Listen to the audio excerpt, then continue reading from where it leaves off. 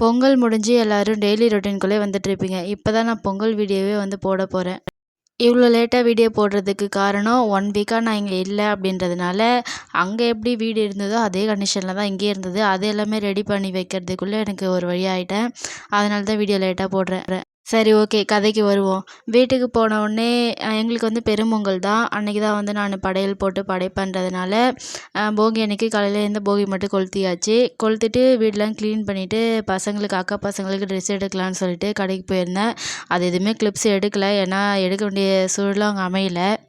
ப்ராப்பரா எந்த கிளிப்ஸுமே நான் அதிகமா எடுத்திருக்க மாட்டேன். ஒரு ஒரு இடத்துல மட்டும் தான் வீடியோ எடுத்திருப்பேன். ஏன்னா வந்து வீடியோ எடுக்கணுன்ற அந்த மோட்டிவே அப்போ வரல. இதெல்லாம் முடிக்கணும், சீக்கிரமா படைக்கணும் அப்படின்ற மைண்ட் செட் மட்டும் தான் போயிட்டுருந்தது.